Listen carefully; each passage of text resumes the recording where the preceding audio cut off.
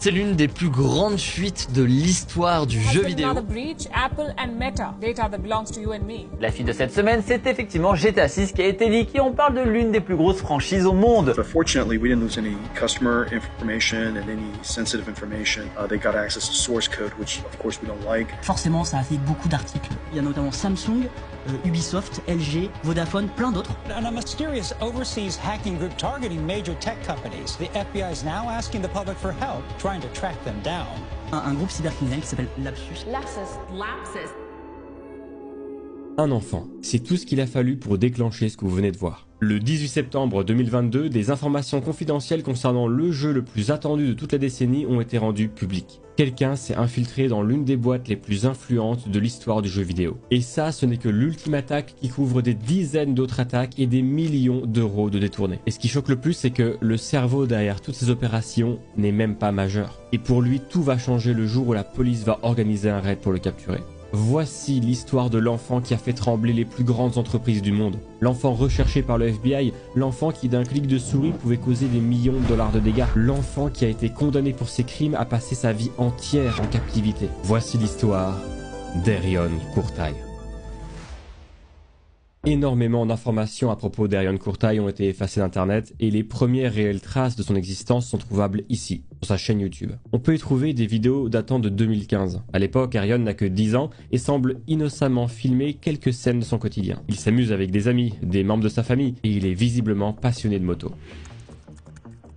Rien n'indique réellement que Erion s'apprête à devenir l'enfant le plus recherché du FBI. Et la prochaine trace de son existence sur internet, on la trouve ici, sur les forums de Hypixel. Hypixel, c'est le plus grand serveur Minecraft au monde. Des dizaines de milliers de personnes se connectent tous les jours pour jouer à de nombreux mini-jeux et en 2017, Erion va pas mal jouer à Hypixel. Et ça on le sait parce qu'en 2017, il va se faire bannir du serveur. Erion, il a été banni parce qu'il a été vu en train de tricher, en train d'avoir un cheat qui lui permet de gagner plus facilement ses combats en PvP. On le voit poster un message sur le forum expliquant qu'il n'était pas en train de tricher, qu'il utilisait simplement 2 souris pour cliquer 2 fois plus vite et que c'est un ami qui lui avait montré cette technique. Et ça, c'est une explication qui ne va pas du tout convaincre les modérateurs, parce que, en effet, ça sent le mensonge.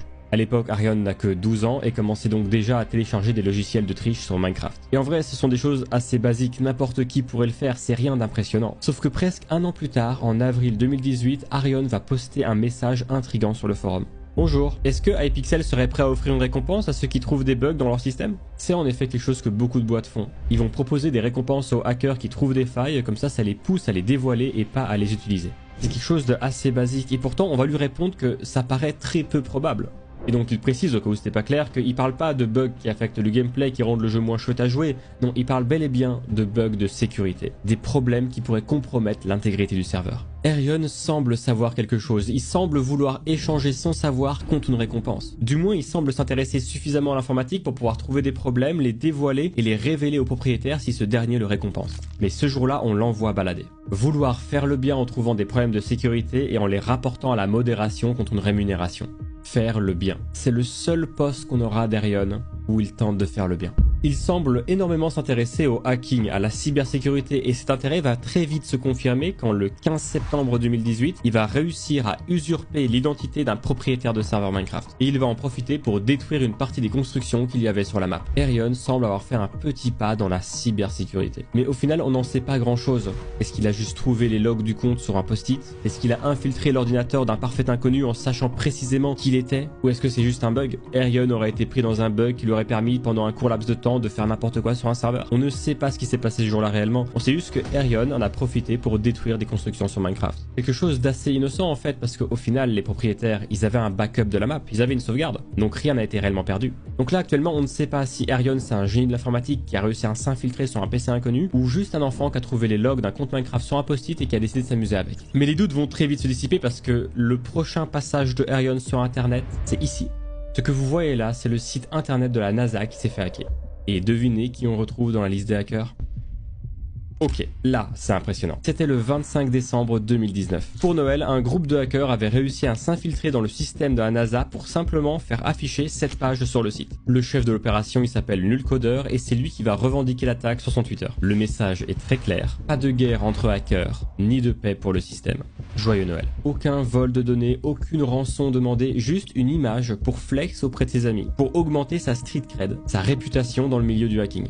Comment est-ce qu'en un an, on passe de vouloir aider un serveur Minecraft à réussir à s'infiltrer dans le site internet de la NASA? Eh bien, pour répondre à cette question, on va devoir s'intéresser à Arion et plus particulièrement à sa condition et à ses motivations. Arion, c'est un enfant qui n'a pas eu une éducation traditionnelle. À l'école, il a du mal à se faire des amis et à côté de ça, il a été diagnostiqué en tant qu'autiste, ainsi que de TDAH, ce qui lui cause des troubles de concentration et d'hyperactivité. Et c'est quelque chose qui va tellement l'impacter dans sa vie qu'il va être pris en charge par les services sociaux après avoir agressé sa propre mère. Et peu de temps après cet incident, il va être rendu à sa mère après avoir lui-même été attaqué par un membre des services sociaux. Vous l'avez compris, mais Arion, il a une adolescence extrêmement mouvementée. Il va être placé en école spécialisée et même là, ils ont du mal à le gérer. Il est isolé, sans amis et incompris. Et au final, Arion, il a qu'un seul souhait, le souhait de n'importe quel adolescent, être accepté dans un groupe. Et ce sentiment d'acceptation, il va le retrouver dans le hacking. Il va s'attirer les regards et l'admiration des gens qu'il rencontre en ligne, d'autres hackers. Pour la première fois de sa vie, Arion a l'impression de faire partie d'un groupe. On le félicite, on l'encourage.